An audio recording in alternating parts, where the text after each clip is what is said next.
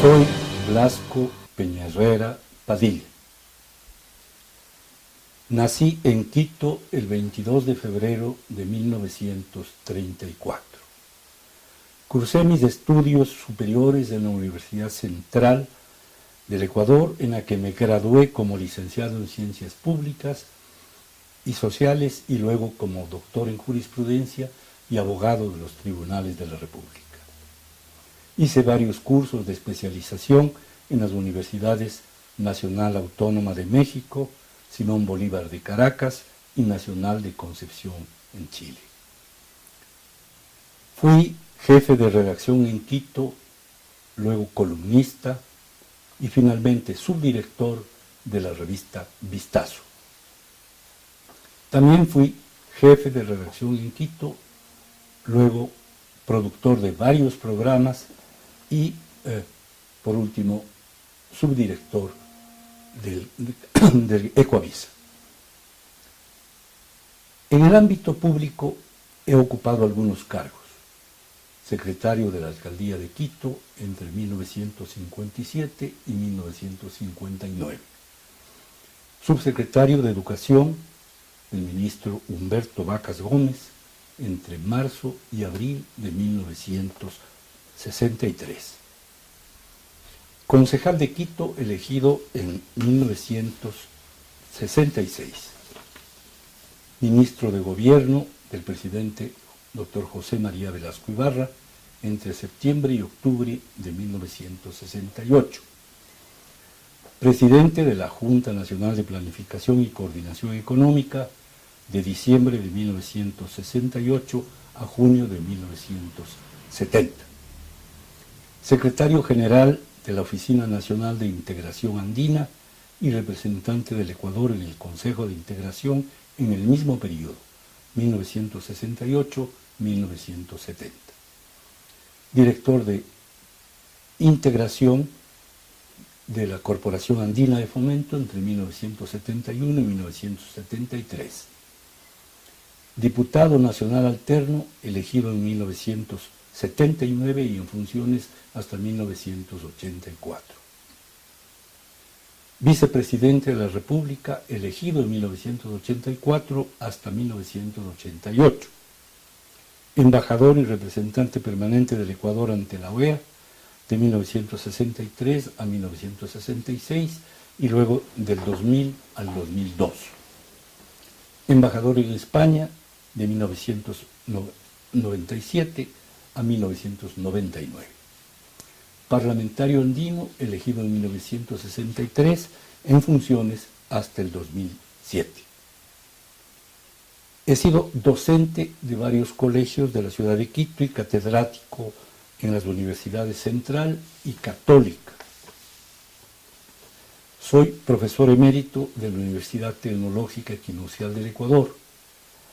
He sido conferencista invitado por varias entidades e instituciones nacionales y por las universidades de Oxford en Inglaterra, York en Toronto, Canadá, Johns Hopkins en Washington, Estados Unidos de América, Harvard en Boston, USA también, Bolívar en Caracas, Venezuela, Nacional Autónoma de México, Concepción de Chile y Tamcan de Taipei en Taiwán. He militado desde 1954 en el Partido Liberal Radical y fui su director nacional de 1978 a 1984. Registré mi actuación en el infausto secuestro al presidente León Febres Cordero en la base aérea de Taura y de algunos hechos de mi gestión en la vicepresidencia de la República en el folleto de mi autoría titulado El Viernes Negro.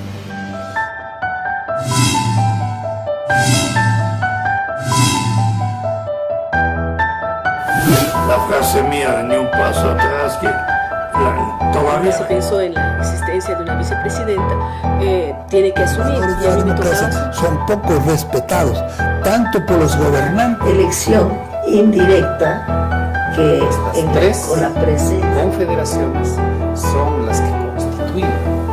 Soy un demócrata liberal.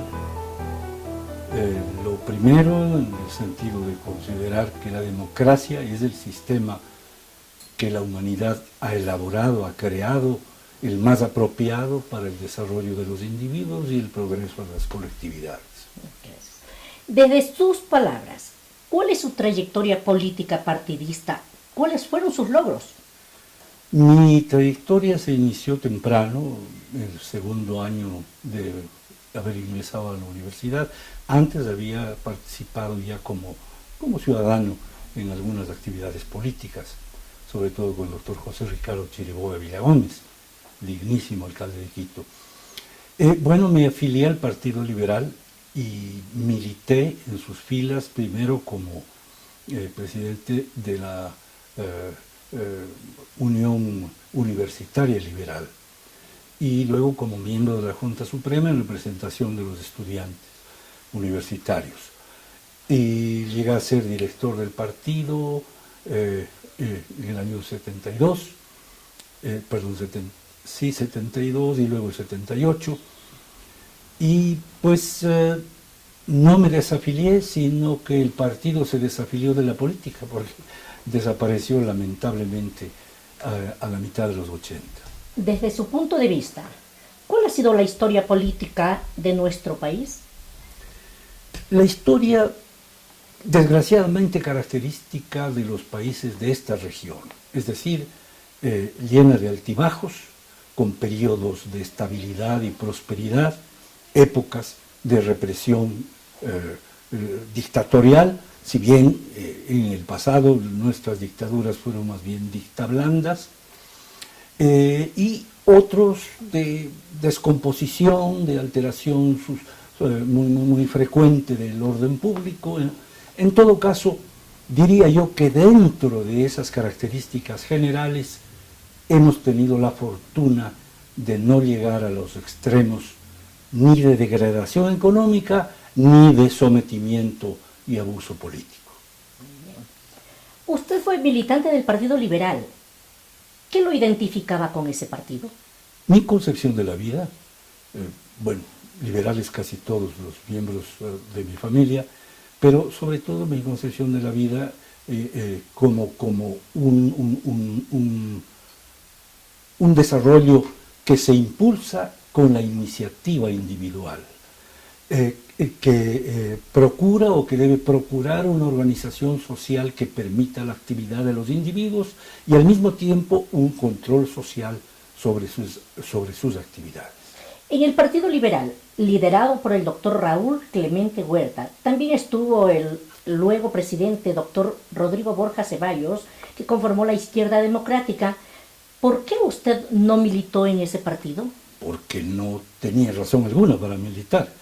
La militancia en el Partido Liberal me llenaba plenamente, consideraba yo que era un instrumento político muy importante, muy útil para el país, y que el configurar nuevas organizaciones no tiene sentido cuando no hay un interés específico, como en el caso de la Izquierda Democrática era el interés específico del doctor Borja.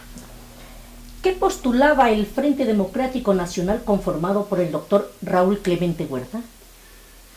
El Frente se configuró en las postrimerías de la tercera administración del doctor Velasco Ibarra. Y cuando se avisoraba la posibilidad de triunfo que se materializó luego de la derecha política liderada por el doctor Camilo Ponce Enríquez. El Frente Democrático era una organización alternativa, una organización de centro a la izquierda, en la que estaban partidos que tenían similares percepciones de la vida y programas más o menos coherentes, como el Partido Socialista, básicamente el Partido Liberal y la organización, el Movimiento Cívico Democrático Nacional, que era la organización que se formó para la candidatura del señor Galo Plaza y que se desarrolló durante su gobierno. Usted también fue subsecretario de Educación en la dictadura militar de 1963. ¿Nos podría indicar cuál fue la razón de su participación en este tipo de gobierno y por qué renunció? Decidí aceptar la propuesta de mi querido amigo y maestro, el licenciado Humberto Vacas Gómez, figura cimera de las letras ecuatorianas y sobre todo del periodismo, con quien yo había tenido la suerte, el honor de colaborar directamente como en el Departamento Municipal de Educación y Cultura Popular, se llamaba entonces, del cual él era director y yo fui secretario. Al terminar aquella jornada y luego de haber sido secretario de la alcaldía, lo designaron, se produjo pues el golpe militar del 63, le propusieron a Humberto el Ministerio de Educación y él me pidió de un modo muy afectuoso y encarecido que le acompañara como subsecretario. Acepté, estuve a su lado, dentro de los límites que la amistad impone, procuré asesorarle y ayudarle hasta un momento en el que desgraciadamente se tomó una decisión de intervenir en la Universidad Central, de clausurarla para reorganizarla. Ese fue uno de los objetivos que procuró la dictadura. Yo había sido inclusive no solo estudiante de la universidad, sino miembro del Consejo Universitario, y era absolutamente imposible para mí admitir esa decisión. Renuncié y fui al Estado Llano. Muy bien. En 1969 participó en la campaña presidencial del doctor Andrés F. Córdoba. Esta candidatura contó con el respaldo de liberales, independientes, izquierdistas y cefepistas, uno de cuyos productos fue su designación al Ministerio de Gobierno. ¿Podría explicar para la historia cómo pudo producirse esa unión? Bueno, no digamos que fue producto específico de esa campaña, pero la cosa fue así.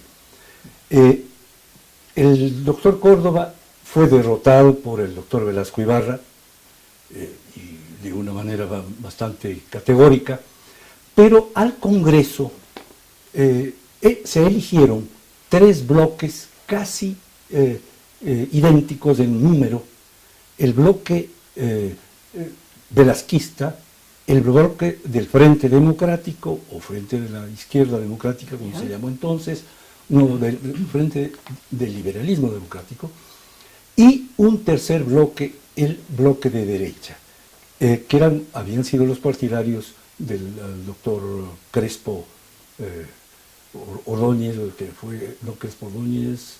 que fue candidato de la derecha. En consecuencia, se le planteaba al bloque velasquista y al doctor Velasco Ibarra la necesidad de integrarse con uno de los otros 2 bloques para poder gobernar. Los jóvenes velasquistas que en ese momento aparecían en política, Galo Martínez Merchán, bueno, él encabezando el grupo,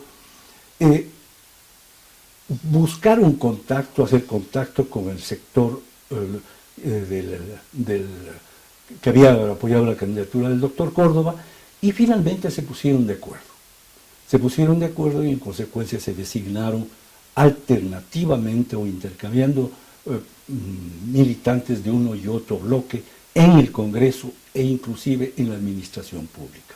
El doctor Huerta fue presidente del Congreso, el doctor Julio Moreno Espinosa, liberal, fue procurador del Estado, y así.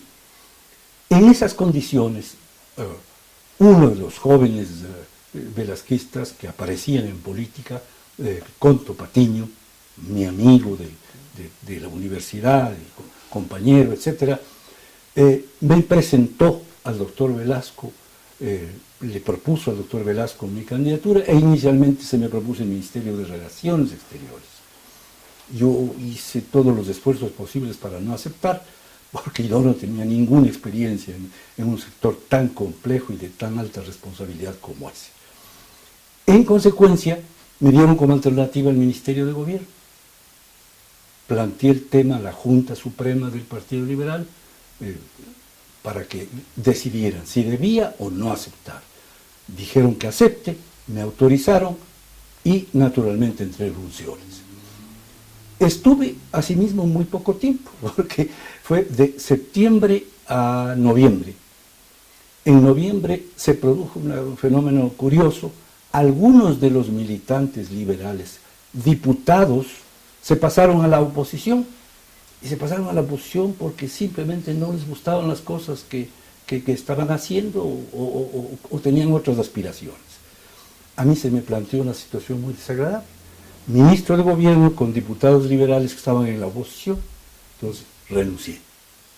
Renuncié, el doctor Velasco Ibarra me aceptó la renuncia, cuyo texto lo tengo ahí en recuerdo muy significativo, y en esas condiciones pasaron unos días, casi creo que un mes, y me volvió a proponer, en este caso, la presidencia de la Junta Nacional de Planificación, organismo que era de carácter técnico, que me interesaba vivamente porque era un organismo en el que iba a aprender mucho y ojalá servir en alguna medida, como efectivamente así fue. Generalmente se consideraba que el Partido Conservador y el Liberal eran opuestos. La historia ha demostrado lo contrario, y un ejemplo fue la vicepresidencia suya en 1984, en el gobierno del ingeniero León Febres Cordero. ¿Cómo explica usted estas realidades?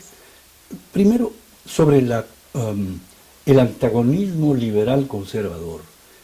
Se mantuvo mientras se disputaba o se discutía sobre los temas de la revolución liberal, quiero decir, sobre el laicismo. Los liberales sosteníamos el laicismo como una institución fundamental, los conservadores hacían sus reparos a esto. Ellos mantenían un poco la tradición garciana y ese era nuestro tema de discusión. Ese tema fue superado por completo con la administración del doctor Camilo Ponce Enríquez. Social cristiano, derechista, etcétera, etcétera, etcétera, gobernó respetando escrupulosamente las instituciones liberales. En consecuencia, desapareció el tema de conflicto. Y cuando las circunstancias políticas cambiaron, pues no tuvimos reparo alguno en conversar y en buscar un entendimiento que no significaba fundirse, ni mucho menos, pero entenderse y aprobar principios o tesis de común aceptación. Eso fue todo. ¿Por qué su oposición al presidente? Perdóneme, sí, Linda. Diga. Me preguntaba usted también sobre mi candidatura a la vicepresidencia. Bueno, conformado el Frente de Reconstrucción Nacional, se aprobó que el candidato a la presidencia debía ser el líder más importante de ese tiempo, que era el ingeniero León Febres Cordero, social cristiano, pero que el vicepresidente debía ser un liberal. Eso se aprobó. Se fue a la Asamblea y la Asamblea me designó por unanimidad. De manera que no tuvimos que aceptar y en buena hora que lo hice. Claro, muy bien. ¿Por qué su oposición al presidente Jaime Roldós Aguilera? Porque la organización que se constituyó para promover la candidatura de Jaime, CFP, con la que en ese tiempo se llamaba la Unión Demócrata Cristiana, pretendieron poner en práctica tesis, y efectivamente comenzaron a hacerlo, tesis que habían sido probadas en otros países de América, de Sudamérica mismo, pseudo-socialistas, pseudo-izquierdistas, que habían ocasionado o habían producido efectos calamitosos en Chile, efectos calamitosos en Perú, efectos calamitosos en Uruguay, en Brasil, en todos sitios. Para que en esas condiciones tratamos de impedir que eso se hiciera y naturalmente nos mantuvimos en la oposición. Yo quisiera recordar a propósito del gobierno de Jaime Roldós, la primera de sus decisiones que fue de efectos calamitosos. Se dispuso y se aprobó duplicar los sueldos y salarios. Duplicar, ¿sí? No aumentar 10%, 20%, no, duplicar. Cuando la inflación era del 14%. Era una barbaridad. ¿Cómo efectivamente fue? Porque la economía se descompuso a base de esa decisión y condujo a la crisis de la cual el Ecuador salió gracias a yo diría que al sacrificio y a la energía de Osvaldo Hurtado, que habiendo sido vicepresidente de Roldós, y habiendo compartido sus tesis, se dio cuenta que el país se iba a la bancarrota y trató de recuperar la sensatez, como efectivamente lo hizo en gran medida. ¿Qué fue el Frente de Reconstrucción Nacional que candidatizó a León Férez Cordero a la presidencia y a usted a la vicepresidencia? Fue una organización que mantuvo la misma tesis que habíamos mantenido en la candidatura anterior, esto es la de mantener las tesis básicamente liberales. Tesis liberales en el sentido de la libertad económica, de la libertad para la iniciativa económica particular, el apoyo al desarrollo empresarial, etcétera, etcétera. Todas esas tesis que habían probado, a la inversa de las tesis opuestas, sus efectos benéficos, sus efectos positivos para el desarrollo de las colectividades. Esa fue la tesis básica. Y en consecuencia en eso coincidimos agrupaciones de muy diverso matiz, liberales, socialcristianos, velasquistas, un buen sector cebepista, de manera que así fue. ¿Podría darnos su versión del denominado taurazo que marcó cierto distanciamiento con el presidente Férez Cordero? Bueno, como es de dominio público, ese golpe se produjo a inspiración y con la dirección, creo yo, del señor general Frank Vargas Pasos, quien pues intentó un año antes dar un golpe militar, que se encontraba recluido en un cuartel.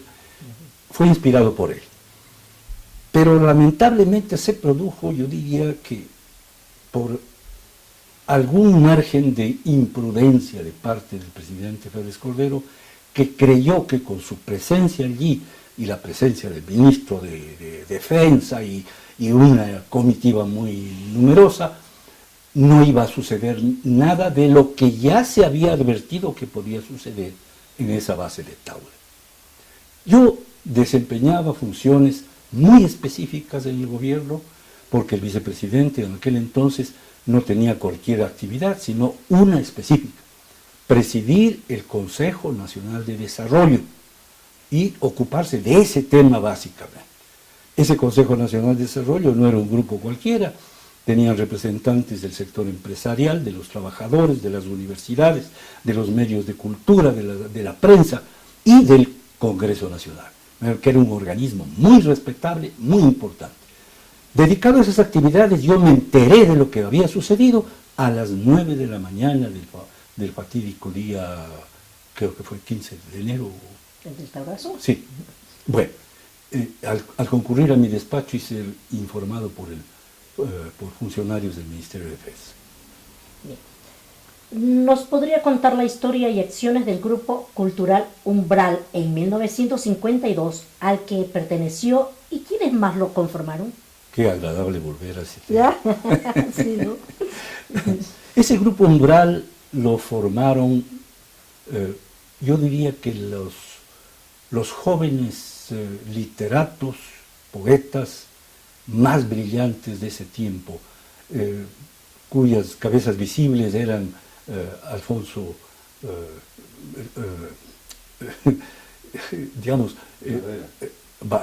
Barrera, Eduardo Villasís Meitaler, en fin, un grupo estupendo. Alfonso tuvo la bondad de invitarme a ingresar allí. Yo lo que hacía era travesuras literarias nomás, porque tenía 15 años, 16 años, no tenía más. Joven. Sí. Ingresé a ese grupo Umbral y fui a aprender, porque era una delicia las conversaciones que se veían, las discusiones, la lectura de trabajos, de poemas, etc. Para mí ese es el episodio más grato y más positivo de mi vida. Qué lindo, autor.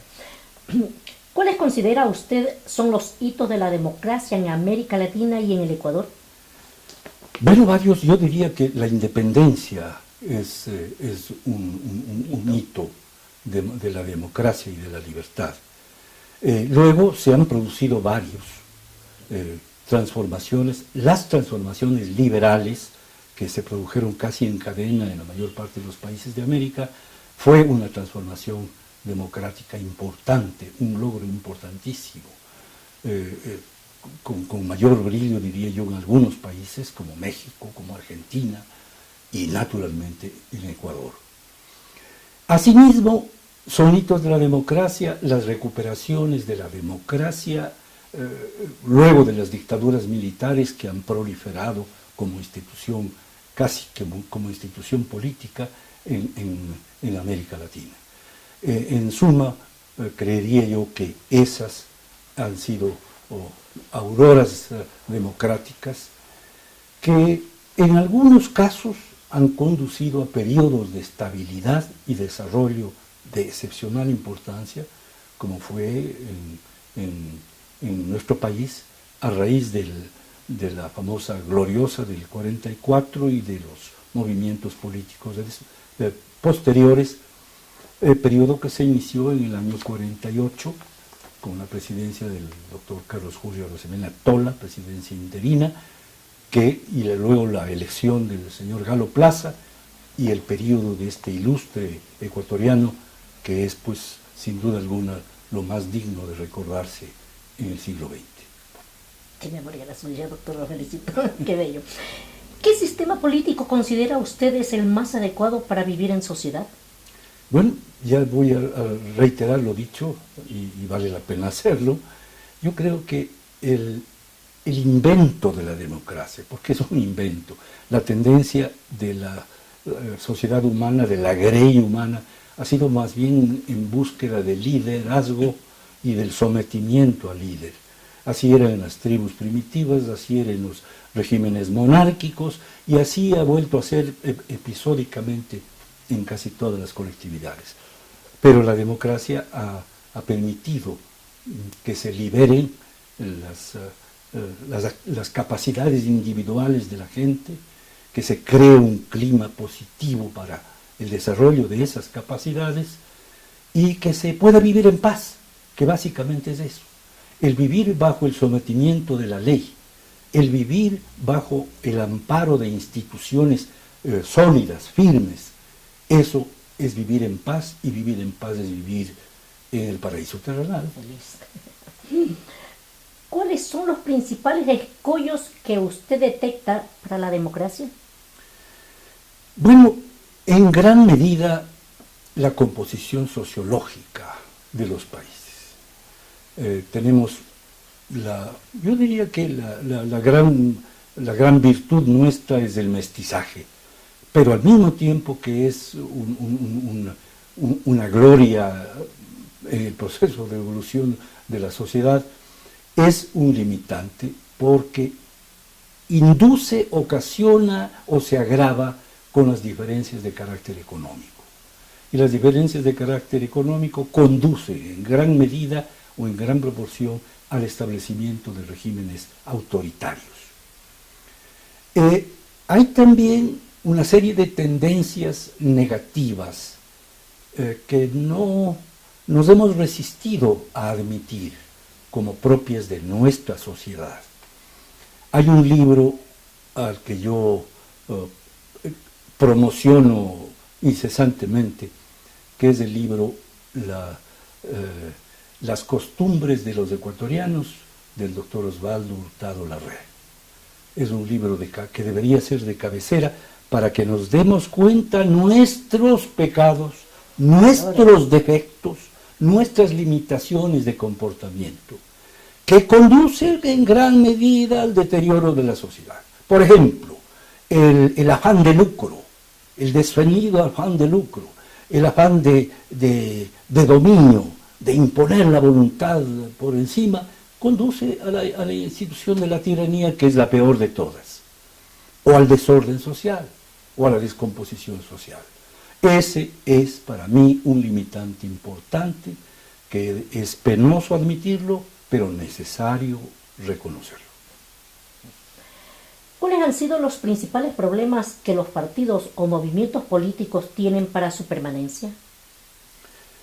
Yo creería que en gran medida esto es de la manera de ser de la gente, pues El militar en un partido político implica limitar la capacidad individual en gran medida, someterse a la disciplina, someterse a los procesos de cambio y de evolución dentro de los partidos.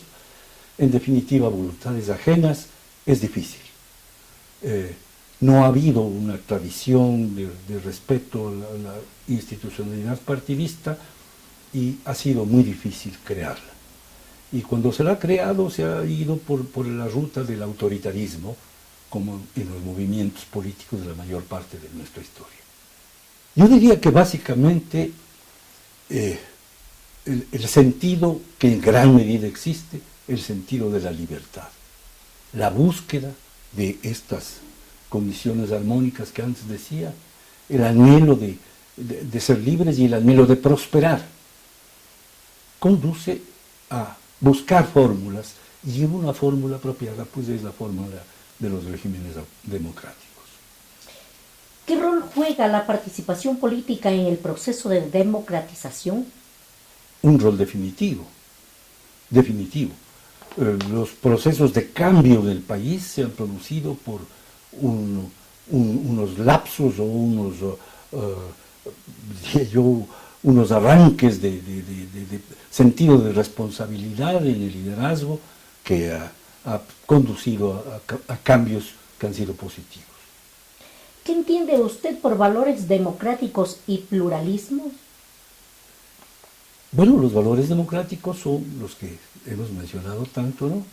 El respeto a la iniciativa personal, a la libertad individual, el afán de progreso y de desarrollo, el sentido de solidaridad, que también es un componente de la conducta humana, ¿no? ¿Está de acuerdo con la reelección? ¿Por qué? De ninguna manera. ¿Por qué? Porque no permite el factor determinante para el cambio de las sociedades, que es la alternabilidad. Porque induce o permite que se acentúe en los gobernantes el afán de poder, el interés por quedarse, por permanecer, que a la vez ocasiona o lleva a excesos de otra naturaleza muy negativos. Yo creo que la alternativa, es decir, la alternancia en el poder es indispensable. A tal extremo que si algo tenemos que aprender, si algo tenemos que aprender, es el comportamiento de los norteamericanos. La democracia más antigua del mundo contemporáneo es esa. La institucionalidad más evidentemente respetable y cimentada en el mundo es esa. Y la clave de todo eso ha sido la alternabilidad en el poder. Un solo periodo secuencial y nunca más. Esto se produjo cuando estuvo a punto un gobernante históricamente muy respetable de prolongarse 4 años más y alterar por completo la tradición norteamericana. Allí vino la enmienda constitucional que impidió que eso sucediera. En otro país, un país que con todas sus caídas y sus problemas, es un modelo para América Latina, que es México. En México se produjo la revolución que desalojó del poder al famoso dictador de 35 años. Y se instituyó como bandera de lucha sufragio efectivo y no reelección.